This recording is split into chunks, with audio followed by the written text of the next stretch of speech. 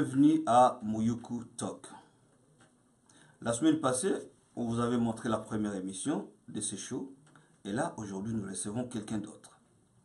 Muyuku Talk, une émission qui est là pour nous promouvoir. Promouvoir la communauté congolaise, la communauté africaine, d'ici à Montréal, mais aussi partout au Canada. Aujourd'hui, nous recevons Fabrice Tompa. Bonjour, monsieur Fabrice. Bonjour. Pour nos téléspectateurs qui ne vous connaissent pas, Oui. qui est Fabrice Tompa? Je suis un Montréalais de 28 ans. Ça fait maintenant près de 16 ans que je suis à Montréal. J'ai grandi à Montréal, j'ai fait mes études à Montréal. J'ai été à l'Université de Montréal, mais également à l'Université de Sherbrooke, à Sherbrooke même. J'ai fait mes études en politique appliquée avec un volet en relations internationales.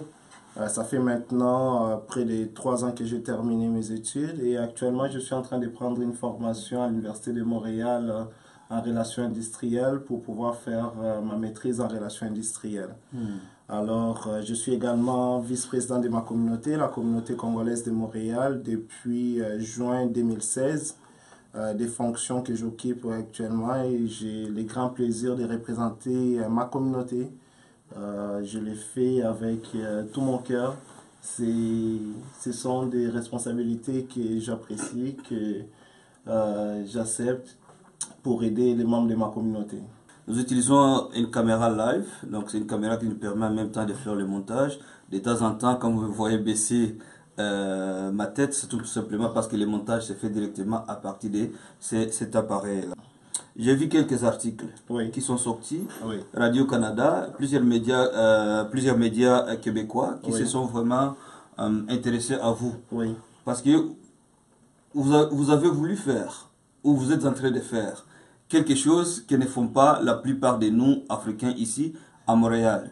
Donc, un parti politique. Un parti politique, pas comme on voit souvent, déjà qui crée des partis politiques pour la RDC, en état à l'extérieur, mais lui, il a créé un parti politique pour le Canada même, donc ici chez nous, au Québec. Est-ce que vous pouvez nous en parler un peu? Qu'est-ce qui vous a fait pousser à faire ce parti-là? D'emblée, j'aimerais dire que la formation du parti politique comme tel n'a pas encore été faite. Mais nous étions en démarche, nous avions déjà réservé le nom du regroupement citoyen pour l'avancement de nos communautés auprès du directeur général des élections du Québec. Nous étions en processus de finaliser l'inscription parce que pour devenir un parti politique au niveau provincial, le directeur général des élections demande premièrement des signatures de 100 membres, 100 citoyens canadiens de 18 ans et plus, mais également la contribution de $500. Ce sont des aspects que nous avions déjà respectés. Nous étions prêts à finaliser l'inscription de ces partis-là. Donc, j'aimerais d'abord, dans un premier temps, éclaircir ces points-là. Et maintenant, pour répondre à votre question, à savoir les motivations derrière la formation d'un tel parti, c'est bien simple parce que je vous ai dit lors de ma présentation que j'ai un baccalauréat en politique obtenu à l'Université de Sherbrooke.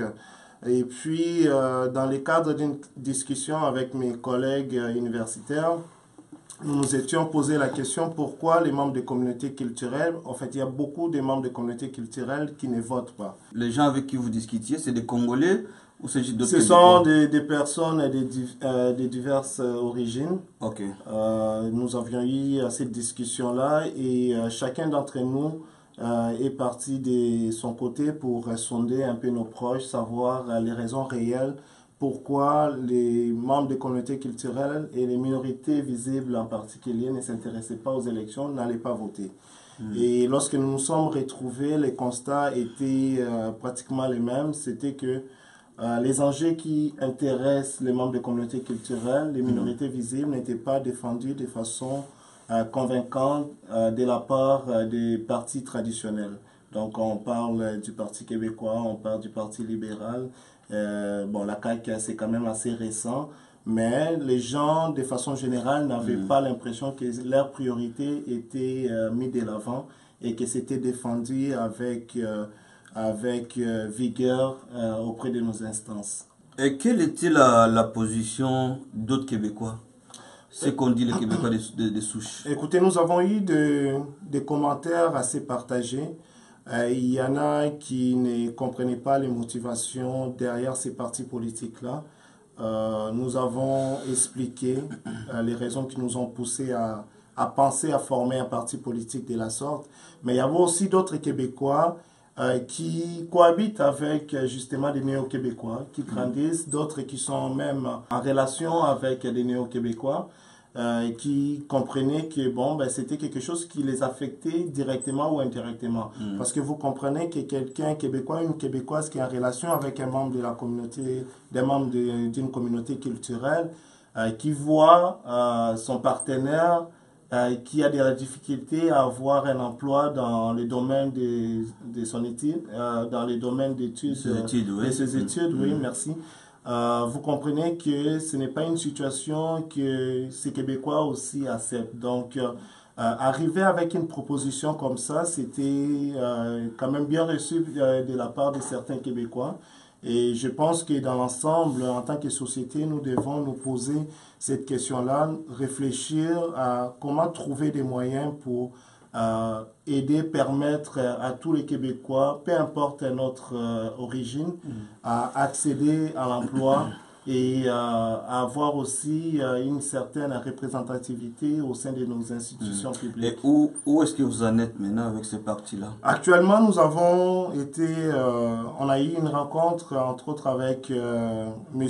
Robert Poetti, qui est l'ancien ministre des Transports du Québec. Actuellement, il est adjoint parlementaire au ministre du Trésor.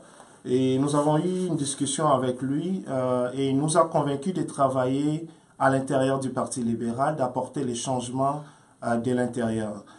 Nous travaillons actuellement avec lui, avec le Parti libéral du Québec, et nous avons le réel désir d'apporter un changement Est-ce que à l'intérieur. cela veut dire, autrement dit, que le parti que vous vouliez créer est mort? Nous avons décidé de mettre la formation de ces partis-là de côté parce que l'idée n'est pas de diviser les Québécois. L'idée, c'est de sensibiliser la population québécoise aux défis que vivent les membres les néo-québécois. L'idée, c'était pas de les séparer, l'idée, c'était vraiment de trouver des moyens pour résoudre ces problématiques. Parce que ça fait plusieurs années que ces problèmes existent auprès de nos communautés et nous avons l'impression que ce n'était pas défendu avec vigueur auprès de nos représentants, auprès des décideurs politiques, raison pour laquelle nous avions pensé à former un tel parti. Et vous pensez vraiment que c'est le Parti libéral qui a toujours été là, qui va bien défendre vos idées maintenant? Écoutez, moi je pense que le Parti libéral, si on le compare à d'autres, c'est un parti qui a démontré quand même sa capacité d'inclusion. Je ne dis pas que tout est parfait au sein du Parti libéral, mais je pense que c'est à nous aussi, les Québécois issus des diverses communautés, de nous impliquer, de venir faire la différence à l'intérieur de ces partis politiques-là. Je n'ai pas la prétention que nous allons régler toutes les problématiques des néo-québécois, mais je pense que si nous nous mettons ensemble, si nous décidons d'aller de l'avant, nous pouvons faire un réel changement au sein de ces partis. Maintenant, vous étant déjà dans le Parti libéral, oui. Qu'est-ce que vous avez déjà fait pour ramener d'autres personnes à intégrer le Parti libéral et à s'impliquer? Écoutez, on a beaucoup de rencontres avec différents membres des communautés. Entre autres, nous sensibilisons aussi la communauté congolaise de s'impliquer davantage. Nous avons des discussions actuellement. Il y a déjà plusieurs personnes qui ont signé les memberships, les feuilles pour devenir membre du Parti libéral que je dois remettre prochainement au bureau de M. Poetti. Mais nous avons également des discussions avec les associations africaines. Les associations africaines avec qui nous échangeons et Nous continuons à sensibiliser les autres communautés africaines, mais aussi la communauté haïtienne et d'autres communautés culturelles de nous impliquer. C'est ça le plus grand défi, c'est regrouper toutes ces personnes-là pour pouvoir apporter un réel changement au sein de nos institutions. C'est ça le travail que nous sommes en train de faire actuellement et nous avons bon espoir que ça va réussir et nous allons réussir à apporter un changement au sein de ces partis-là.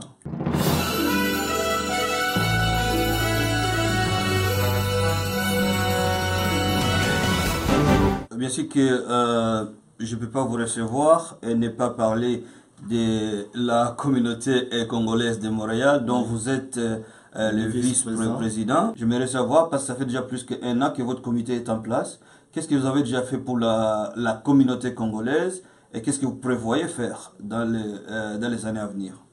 Vous savez, nous avons pris les rênes de la communauté avec certaines réalités.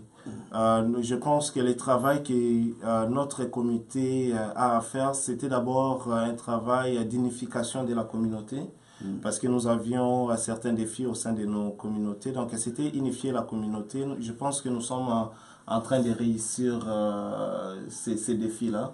Là maintenant, c'est question de sensibiliser la communauté à notre réalité. Vous savez, la grande majorité où un grand pourcentage des membres de nos communautés sont au chômage. C'est quelque chose que moi quelque chose dont j'avais parlé lors de la campagne électorale. C'est quelque chose sur lequel nous voulons travailler et nous sommes en train de travailler là-dessus. Mais également, vous savez, nous sommes en train de préparer la fête du 30 juin, l'indépendance de la République démocratique du Congo. Il y a aussi un festival congolais que nous voulons mettre en place. Mais également, et ça c'est un enjeu qui nous interpelle grandement, c'est la problématique des sans-papiers dans notre communauté. Nous avons actuellement une situation où est-ce qu'il y a certains de nos compatriotes qui risquent d'être déportés au pays, en République démocratique du Congo, malgré que ça fait plusieurs années qu'ils sont ici, malgré le fait qu'il y ait un moratoire sur le Congo. Nous sommes en train de travailler là-dessus. Le président Jean-David Ngazi a ces dossiers-là à cœur. On travaille là-dessus pour trouver une façon pour aider nos compatriotes à rester au Québec, parce que c'est une société accueillante, c'est une société où est-ce que les Congolais se sentent bien et les Congolais ont envie de contribuer au développement économique, social, culturel du Québec. Donc ce sont des dossiers sur lesquels nous sommes en train de travailler actuellement. Mais il y a beaucoup de choses que nous voulons faire. Mais dans un mandat de 2 ans, nous ne pouvons pas nous éparpiller. Je pense qu'il faut qu'on se concentre sur certains enjeux et ce sont les enjeux sur lesquels nous travaillons dessus. Souvent, on me pose la question de savoir à quand un centre culturel congolais. Oui. Parce qu'on est quoi? On est plus que 20 000 personnes ici. Aux alentours des 22 000. Oui, 22 000 personnes à Montréal. Et les gens se disent, bon, à quand le centre culturel? Est-ce que c'est dans votre programme? Nous l'avons annoncé également, avoir un espace pour nous, où est-ce que nous pouvons mener à bien nos activités en tant que communauté. Et je suis très content, j'ai parlé avec le président de la communauté camerounaise, et ils sont déjà avancés dans leur processus. Oui, voilà. Ils sont déjà avancés, ils sont en processus d'obtention d'une place, d'un centre culturel pour la communauté camerounaise. Mais vous savez, nous avons beaucoup de défis au sein de notre communauté. Nous voulons d'abord aller étape par étape. Ça, c'est quelque chose qui nous tient à cœur et nous allons réussir. Mais je pense que dans un délai assez court, nous devons d'abord nous concentrer sur des enjeux qui sont capitales pour notre communauté. Et je pense que l'obtention, si ce n'est pas sous notre gouverne, ça sera sur la gouverne d'une prochaine équipe. mais le plus important, c'est d'abord se concentrer. Ces dossiers-là de déportation de nos compatriotes congolais, on est vraiment plongé là-dedans et demain, nous allons même avoir une rencontre avec un groupe assez restreint pour parler des stratégies, trouver des façons pour aider nos compatriotes. Vous avez un événement à Québec dans quelques jours, je pense. Oui, oui. Oui, il y a nos téléspectateurs, il y a ceux qui ne savent pas encore. Oui. Donc, est-ce que vous pouvez nous en parler? En fait, c'est la deuxième fois que nous l'organisons. C'est en partenariat avec notre député de la circonscription des Marguerites Bourgeois, M. Robert Poetti. En fait, on va passer la journée à l'Assemblée nationale en sa compagnie. Donc, nous allons visiter l'Assemblée nationale. Nous allons assister à la période des questions dans la section réservée aux ministres et députés étrangers. Mais également, nous aurons l'opportunité de dîner avec lui, de discuter de certains enjeux, des enjeux qui nous intéressent. C'est gratuit? Et, en fait, oui, l'activité est gratuite. Mais sauf que nous demandons un montant de 25 $ pour les frais de transport. Parce qu'on se rend quand même, on quitte de Montréal à Québec. Donc, ça prend les coûts de 25 $ pour nous aider à louer l'autobus. C'est tout ce que nous demandons. Mais l'activité comme telle est gratuite. Et nous invitons tout le monde à participer. C'est ouvert à tout le monde. Donc, soyez les bienvenus. Sentez-vous à l'aise à passer une belle journée avec nous. Vous allez trouver l'information sur ma page Facebook, Fabrice Tompailonga. J'ai diffusé l'information, donc n'hésitez pas à entrer en contact avec moi et à passer une agréable journée avec notre député, M. Robert Poetti. Voilà, il y a mon réalisateur qui vient de me signaler que le temps qui nous est alloué est fini. Donc, si vous aviez un dernier mot, ce serait lequel? Je dirais, vous savez, ça fait quand même quelques années que je me bats pour les membres des communautés culturelles, pour notre communauté, la communauté congolaise de Montréal. Nous avons besoin de votre support. Vous savez tout ce que nous sommes en train de faire. Si vous n'êtes pas derrière ça, si vous ne nous soutenez pas dans ce que nous faisons, ça sera difficile de réaliser tout ce que nous avons promis. Donc, j'invite l'ensemble de la communauté congolaise, mais également de la communauté africaine et d'autres communautés de nous aider. Il y a des enjeux liés au taux de chômage, à la problématique de reconnaissance des diplômes, à la problématique de la représentativité au sein des institutions publiques du Québec qui nous tiennent à cœur. Ce n'est qu'en se mettant ensemble que nous pouvons réaliser un réel changement. Parce que seuls, nous ne pouvons pas aller très très loin avec ces grands défis-là. Voilà, c'était Fabrice Tompa à Muyukutok. Alors, si vous connaissez une personne qui aimerait passer à Muyukutok, il suffit tout simplement de nous contacter à partir de l'adresse qui apparaît ici en bas de l'écran. Mon nom est William Muyuku. Merci beaucoup et à la prochaine. Merci, au revoir.